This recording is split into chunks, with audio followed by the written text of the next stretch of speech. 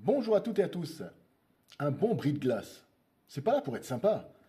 Donc on va arrêter un mythe tout de suite. Un bris de glace, ce n'est pas une blague forcée, ou un commentaire sur la météo, ou un commentaire des fois même un peu lourd sur la décoration de l'appartement qu'on visite, ou du bureau dans lequel on est reçu, ou une phrase du style alors, comme je l'ai déjà entendu, hein, alors vous avez passé un bon week-end, ou un compliment complètement foireux et creux pour détendre l'atmosphère.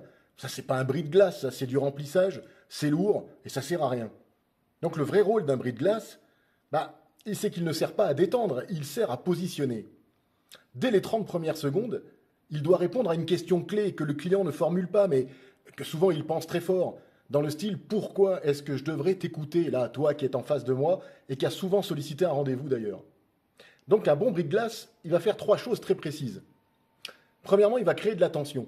Il peut surprendre légèrement. Il peut sortir du script. Il va montrer que tu n'es pas là pour réciter. Pas besoin d'être drôle. Tu as juste besoin d'être juste. Deuxièmement, il crée de la crédibilité. Il montre que tu comprends le contexte du client, son marché, son problème, sa réalité. Exemple, avant de commencer, je préfère être transparent. Par exemple, dans 80% des cas, les entreprises que je rencontre ont déjà essayé telle solution et ça n'a pas donné les résultats espérés. Bon, là, tout de suite, on est utile. Troisièmement, ce bris de glace peut installer une dynamique adulte. Un bon bris de glace ouvre une conversation, pas une comédie.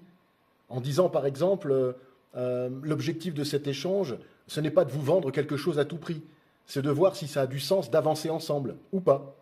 Donc dans ce cas-là, on prend le leadership et le client respire. Donc il y a une vérité que peu de vendeurs acceptent. C'est que si ton bris de glace cherche à plaire à tout prix, tu as déjà perdu de la hauteur. Parce que les clients ne veulent pas être divertis spécialement, ils veulent avant tout être compris. Ils veulent gagner du temps et ils veulent parler de ce qui compte avec une personne qui est capable. Donc il y a une règle simple à retenir. Un bon bris de glace ne fait pas spécialement sourire, il fait réfléchir. Il ne détend pas spécialement l'ambiance, il la rend sérieuse, mais dans le bon sens du terme. Donc en fait, le bris de glace n'est pas là pour casser la glace. Il est là pour casser les faux jeux.